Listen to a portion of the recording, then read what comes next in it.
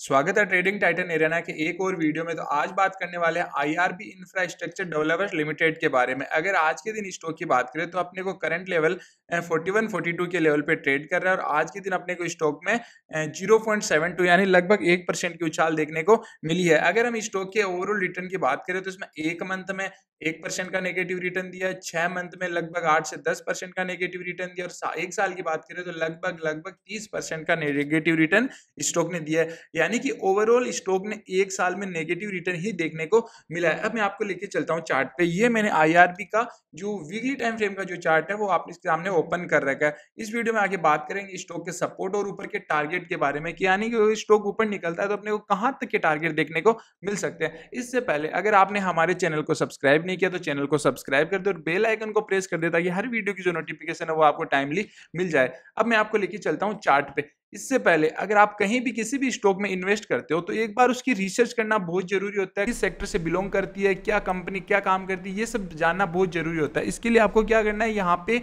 इस साइट पे आप जाके यहाँ पे देख सकते हो। यहाँ पे कंपनी की सारी डिटेल आपको मिल जाएगी, आपको जो जो जानकारी चाहिए होती है। अब चलते हैं चार्ट पे, जहाँ पे अपन सबसे पहले स्टॉक के सपोर्ट के बारे में बात करेंगे।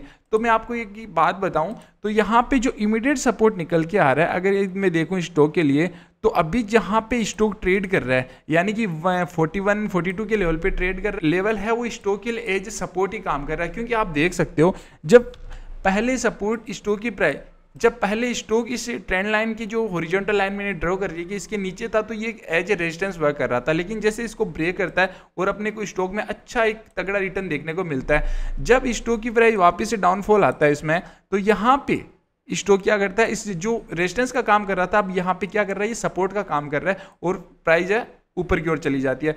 अब जब वापस से प्राइस इसी सपोर्ट के पास आई है तो यहाँ से फिर से सपोर्ट ट्राई कर रहा है सपोर्ट लेने को। तो अगर यहाँ से ऊपर जाता है तो ऊपर के टारगेट क्या निकलेंगे आने वाले वो तो हम बात करेंगे, लेकिन अगर इसको ऊपर जाता है तो इसको ब्रेक भी कर सकता है, क्योंकि जरूरी है यहाँ पे सपोर्ट ले, यहाँ इसको ब्रेक करके नीचे भी आ सकता है।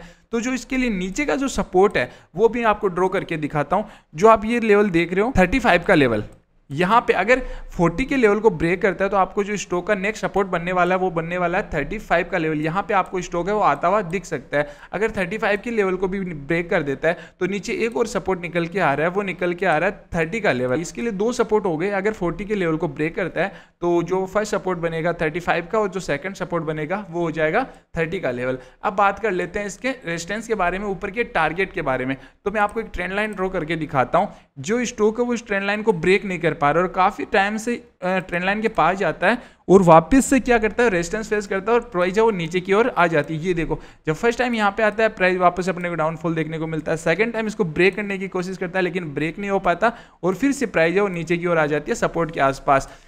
थर्ड टाइम वापस से इसको ब्रेक करने को ट्राई करता है लेकिन फिर भी नहीं हो पाता और जो स्टॉक की प्राइस है वो वापस से अभी ट्रेंड लाइन के आसपास ही घूम रही है।